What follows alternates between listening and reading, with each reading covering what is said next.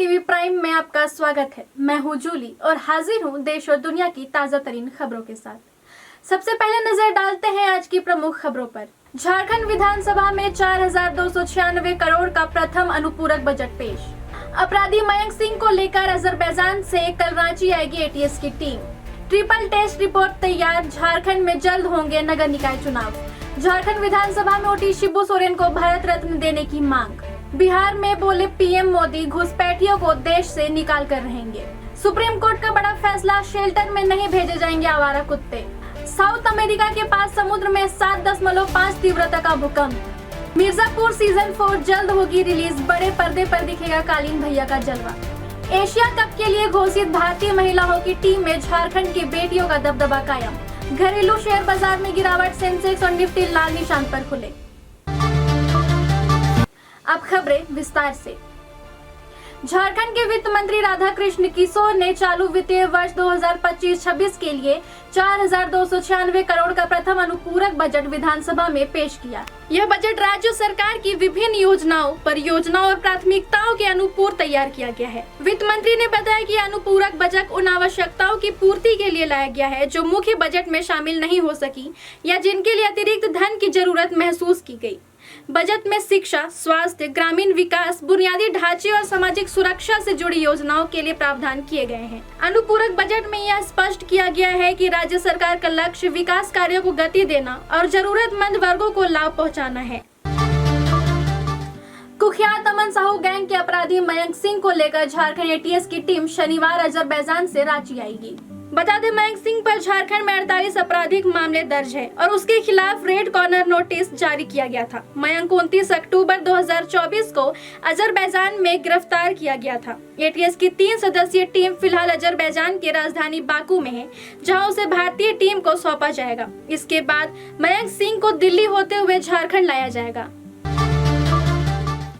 झारखंड में नगर निकाय चुनाव के लिए रास्ता साफ हो गया है, क्योंकि ट्रिपल टेस्ट रिपोर्ट तैयार हो गई है। रिपोर्ट के अनुसार राज्य के नगर निकाय चुनावों में 47% वोटर पिछड़ा वर्ग से है। इसके अलावा राज्य के विभिन्न नगर निगमों और नगर परिषदों में पिछड़ा वर्ग और अत्यंत पिछड़ा वर्ग के वोटरों की संख्या महत्वपूर्ण है। झारखंड हाईकोर्ट ने 25 अगस्त को मुख्य सचिव को तलब किया है, जिससे चुनाव प्रक्रिया में तेजी आई है। वहीं राज्य निर्वाचन आयुक्त का पद खाली होने से चुनाव के आयोजन में थोड़ा विलंब हो सकता है। संभावना है कि जल्द ही निर्वाचन आयुक्त की नियुक्ति कर दी जाए। इसके बाद निकाय चुनाव की प्रक्रिया शुरू हो सकती है। अब तक यह मामला ट्रिपल टेस्ट के कारण ही अटका हुआ था। झारखंड विधानसभा के मानसून सत्र के पहले दिन कांग्रेस विधायक दल के नेता प्रदीप यादव ने दिशोम गुरु स्वर्गीय शिबू सोरेन को भारत रत्न देने की मांग उठाई। उन्होंने कहा कि राज्य सरकार को सदन से प्रस्ताव पारित कर भारत सरकार को भेजना चाहिए। साथ ही गुरुजी की संघर्ष गाथा और जीवनी को पाठ्यक्रम में शामिल करने की भी मांग की। इस पर झामुमो और कांग्रेस ने अलग अलग मंचों पर भारत रत्न की मांग की है। इससे पहले झामुमो ने केंद्र सरकार से यह प्रस्ताव पारित करने की अपील की थी। इधर सदन के बाहर मंत्री सुदीव्य कुमार सोनू ने भी शिबू सोरेन को भारतीय रत्न दिए जाने की मांग की। झारखंड मुक्ति मोर्चा के संगठन ने स्वर्गीय दिशोम गुरु शिबू सोरेन के लिए भारत रत्न की मांग रखी है। मेरा स्पष्ट यह मानना है कि झारखंड की जनता की यह जनभावना है, इसकी अभिव्यक्ति झारखंड मुक्ति मोर्चा ने की है और मैं इस बात के लिए बहुत इत्मीनान हूँ कि विधानसभा जनता के विचारों का प्रतिबिंब होती है। अगर झारखंड की जनता की यह इच्छा है कि दिशोम गुरु शिबू सोरेन को भारत रत्न प्रदान किया जाए, तो मेरा व्यक्तिगत मानना यही है कि फ्लोर पर विधानसभा के द्वारा एक सर्वानुमति का प्रस्ताव पारित किया जाना चाहिए और यह सर्वानुमति का प्रस्ताव भारत सरकार को प्रेषित किया जाना चाहिए।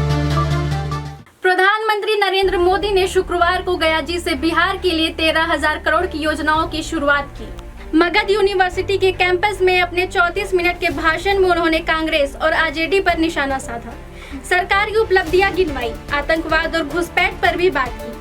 पीएम ने कहा, हम घुसपैठियों को देश से निकाल कर रहेंगे, इन्हें आपके हक पर डाका नहीं डालने देंगे। कांग्रेस आरजेडी घुसपैठियों के साथ खड़े हैं। पहले जेल में बैठकर लोग फाइलों पर साइन करते थे।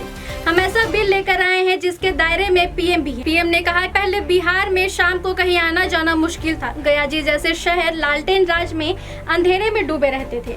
न शिक्षा थी न रोजगार था, लोग पलायन को मजबूर थे। पीएम मोदी गयाजी से बेगूसराय पहुंचे। उन्होंने यहां गंगा नदी पर बने 6 लेन ओंटा सिमरिया ब्रिज का उद्घाटन किया। इससे पहले उन्होंने गयाजी नई दिल्ली अमृत भारत और वैशाली कोडरमा ट्रेन का शुभारंभ भी किया। अब बढ़ते हैं राष्ट्रीय खबरों की ओर। सुप्रीम कोर्ट ने शुक्रवार को आवारा कुत्तों को लेकर अहम फैसला सुनाया है। अब कुत्तों को शेल्टर होम नहीं भेजा जाएगा, बल्कि उनकी नसबंदी कर उन्हें वापस उनके इलाके में छोड़ दिया जाएगा। कोर्ट ने सभी राज्यों को इस आदेश का पालन करने का निर्देश दिया है। बता दें, रेबीज से संक्रमित या आक्रामक कुत्तों को इस प्रक्रिया से बाहर रखा गया है। इसके अलावा सार्वजनिक स्थलों पर कुत्तों को खाना खिलाने पर भी प्रतिबंध लगाया गया है। अब निर्धारित स्थानों पर कुत्तों को भोजन दिया जा सकेगा। अब बढ़ते हैं अंतर्राष्ट्रीय खबर की ओर। दक्षिण अमेरिका में शुक्रवार 22 अगस्त 2025 को ट्रेड जलमार्ग क्षेत्र में 7.4 से 8 तीव्रता का भूकंप आया। इसका केंद्र समुद्र में 36 किलोमीटर की गहराई पर था। अमेरिकी एजेंसियों ने भूकंप की तीव्रता 8 मापी। इस भूकंप के बाद सुनामी का खतरा बढ़ने से चेतावनी जारी की गई थी। हालांकि सुनामी आई नहीं। यह भूकंप अंटार्कटिका और दक्षिण सेटलैंड द्वीपों के बीच स्थित ट्रेड जलमार्ग में आया, जो अटलांटिक और प्रशांत महासागरों को जोड़ता है। भूकंप के बाद स्थानीय प्रशासन ने सतर्कता बरतते हुए लोगों को सुरक्षित स्थानों पर जाने की सलाह दी। अब आपको ले चलते हैं मनोरंजन जगत में। पंकज त्रिपाठी के फैंस के लिए खुशखबरी है। मिर्जापुर सीरीज का चौथा सीजन जल्द ही रिलीज होने वाला है और दर्शकों को पंकज त्रिपाठी यानी कालीन भैया की वापसी का बेसब्री से इंतजार है। क्राइम, पावर और पॉलिटिक्स पर आधारित यह सीरीज अब तक 3 सुपरहिट सीजन दे चुकी है। सीजन 3 का अंत एक शॉकिंग मोड़ पर हुआ था, जहां गुड्डू पंडित यानी अली फजल ने मिर्जापुर की सत्ता अपने हाथों में ले ली थी, लेकिन उसकी पकड़ अभी भी कमजोर है। ऐसे में सीजन 4 की कहानी इस बात पर फोकस करेगी कि क्या गुड्डू भैया मिर्जापुर का असली राजा बन पाएगा या फिर कालीन भैया उसकी गद्दी छीन लेंगे। दर्शकों के लिए अच्छी खबर यह है कि यह सीरीज अब बड़े पर्दे पर भी दिखेगी। सीजन 4 को बड़े पर्दे पर भी रिलीज करने की तैयारी चल रही है। मिर्जापुर सीजन 4 फिल्म 2025 के अंत या 2026 की शुरुआत में रिलीज हो सकती है। खेल की दुनिया की बात करें तो हॉकी इंडिया 2025 महिला एशिया कप के लिए भारतीय टीम की घोषणा कर दी गई है, जिसमें झारखंड की 4 बेटियों को जगह मिली है। सिमडेगा की सलीमा टेटे टीम की कप्तान बनी है। संगीता कुमारी, ब्यूटी डुंगडुंग और निकी प्रधान भी टीम में शामिल है। यह टूर्नामेंट 5 से 14 सितंबर 2025 तक चीन के हांगझोउ में होगा। टीम की सफलता से भारत को 2026 में FIH महिला हॉकी वर्ल्ड कप में सीधे प्रवेश का मौका मिलेगा। भारतीय टीम पूल बी में है और 5 सितंबर से अपने अभियान की शुरुआत करेगी। अंत में बाजार और कारोबार की बात।